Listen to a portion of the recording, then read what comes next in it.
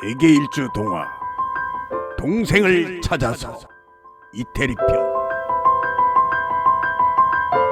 옛날 어떤 시골에 농사꾼 부부가 살고 있었는데 슬아에 7살의 딸과 3살의 아들이 있었습니다.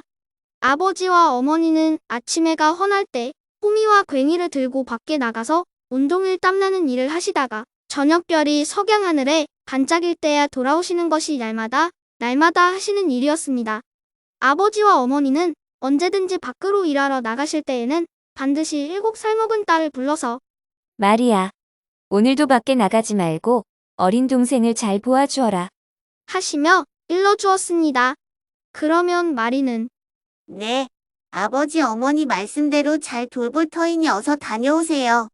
하며 부모님의 마음을 기쁘게 하였습니다. 어떤 날 마리는 다른 날과 같이 어린 동생을 보아주고 있을 때인데 마침 그 동네에 사는 어린아이들이 한 곳에 모여서 숨바꼭질을 하고 노느라고 웃고 떠드는 소리가 들렸습니다. 마리는 부러운 생각에 잠깐 동안이라도 좀 나가서 동무들이 즐겁게 노는 구경을 하려고 어린 동생 생각은 잊어버리고 문 밖에 나왔습니다. 동네의 아이들은 즐겁게 기쁘게 날뛰고 놀았습니다. 조금 후 마리는 문득 어린 동생 생각이 나서 급히 안으로 뛰어들어 보니 놀라웠게도 뜰 안에서 뚝장난을 하고 있던 어린 동생이 눈에 띄지 않았습니다. 금방 이곳에 있었는데 웬일일까? 하고 마리는 깜짝 놀래어 이리저리 동생을 찾고 있을 때인데 벼랑간 마리의 머리 위로 푸득푸득하는 날개 소리가 들리는 고로 마리는 무엇인가 하여 흘기 쳐다보니까 놀라운 일이 일어났습니다. 커다란 독수리가 2발로 어린 동생을 채가지고 날아가는 것이었습니다. 마리는 그만 기절할 것 같이 놀래서는 큰일이다. 저놈의 독수리를 놓쳐서는 안 된다. 하고 마리는 즉시 집에서 뛰어나와 그 독수리를 쫓아갔습니다. 독수리만 쳐다보고 가느라고 개천에도 빠지고 수렁에도 빠지고 가시덤불에 발도 찔리고 돌부리에 발끝을 채워서 엎드려지면서도 날아가는 독수리만 놓치지 않으려고 열심히 쫓아갔습니다. 그러나 독수리는 날아가는 몸이고 마리는 뛰어가는 몸이라 얼마 가지 못하여 독수리가 어느 곳으로 가버렸는지 알 수 없게 되었습니다. 마리는 그만 어린 동생을 잃어버리고 무서운 마음과 부모에게 꾸지람 당할 두려운 생각에 얼굴이 새파랗게 질려서 어쩔 줄을 모르고 어린 가슴을 태웠습니다. 그렇게 무섭고 두려운 생각 중에도 공연히 머뭇거리다가는 영영 어린 동생을 찾지 못하게 되겠다고 독수리가 날아간 쪽을 얼쳐서 그쪽으로 다시 뛰어서 넓은 들판을 달려갔습니다. 넓은 들 복판에 커다란 잔디의 더미가 있고 그 더미에서는 웬일인지 방금 불이 붙기 시작했습니다. 마리는 이것저것 볼 새 없이 그저 파란 하늘만 쳐다보고 독수리 날아간 뒤를 쫓아가는 중이라 잔디에 불이 붙었는지 이것도 알 틈이 없었습니다. 그런데 달려가는 마리의 뒤에서 슬픈 소리로 마리아, 마리아. 하고 부르는 소리가 있었습니다. 마리는 깜짝 놀라 고개를 돌려보니까 또다시 마리아, 내 몸에 불이 붙어서 뜨거워 죽겠으니 이 불을 좀 꺼주고 가려무나. 하고 슬픈 소리가 들렸습니다. 마리는 즉시 입고 있던 치마를 벗어서 벌겋게 타는 잔디 더미의 불을 모두도 꺼주었습니다. 마리는 불을 꺼주고 잔디야, 잔디야. 지금 이쪽으로 큰 독수리가 어린아이 하나를 낚아채서 날아가는 것을 못 보았니? 하고 물었습니다. 잔디 더미는 응, 내가 보았어. 이 들판을 건너서 곧장 가면 그곳에는 큰 내가 있을 터이니 그곳에 가보아라. 하고 일러주었습니다. 마리는 크게 기뻐하면서 즉시 들판을 가로질러서 다름질을 하며 가보니까 과연 큰 냇물이 흐르고 그 냇가에는 큰 사과나무 하나가 서 있는데 그 사과나무에는 새빨갛게 익은 사과가 주렁주렁 열려 있었습니다. 그때 사과나무 속에서 마리아, 마리아. 4가지 위에 주렁주렁 달려있는 사과 좀 떨어뜨려 주렴.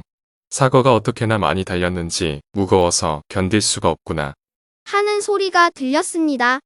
마리는 즉시 사과나무가 해달라는 대로 나무를 흔드니까 주렁주렁 열린 사과가 땅 위에 수북하게 떨어져 내렸습니다.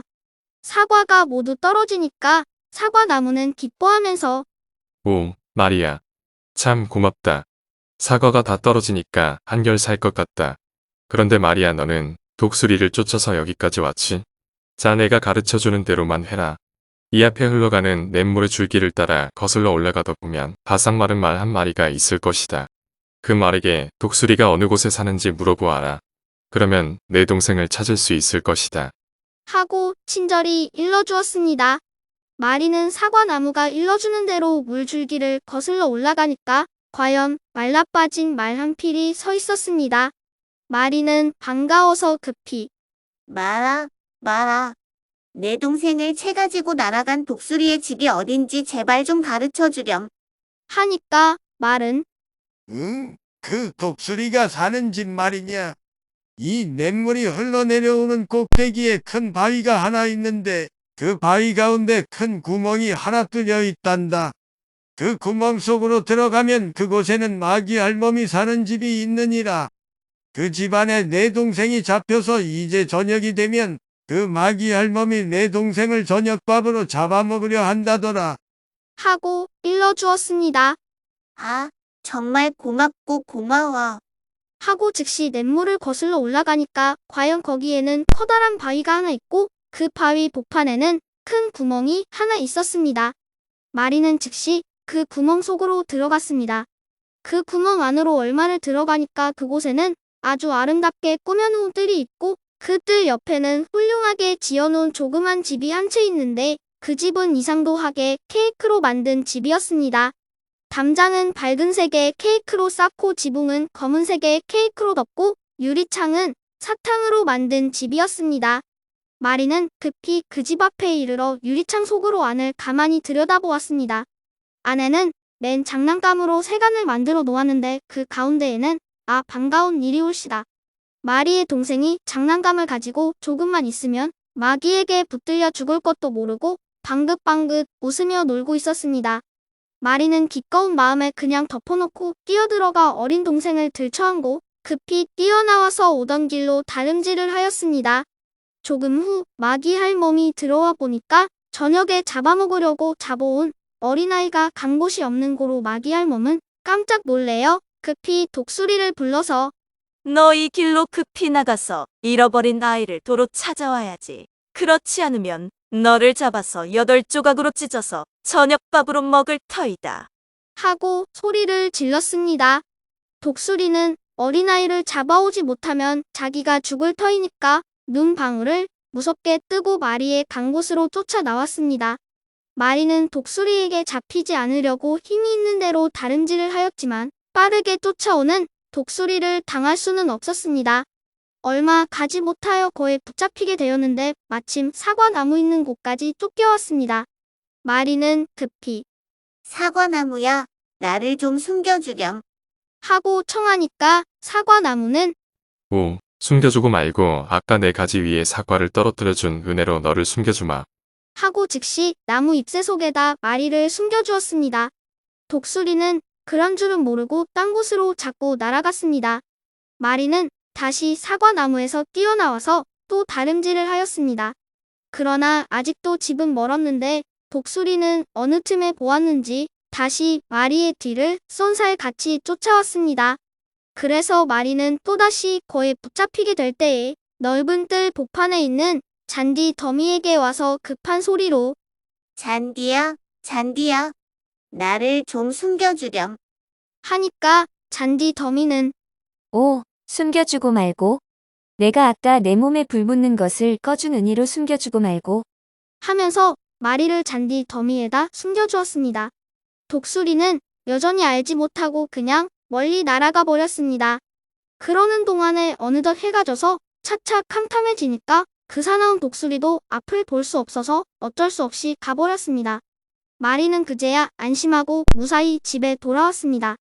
밖에 나가서 하루 일을 마치시고 돌아오신 마리의 부모는 어린아이가 둘 다 없어진 고로 크게 놀래어 이리저리 찾다가 두 어린아이가 무사히 돌아온 것을 보시고 대단히 기뻐하셨습니다. 그 후에 마리는 결코 아버지 어머니의 말씀을 거역하지 않고 어린 동생을 잘 보아주었다고 하는 이태리에 전해지는 이야기이랍니다.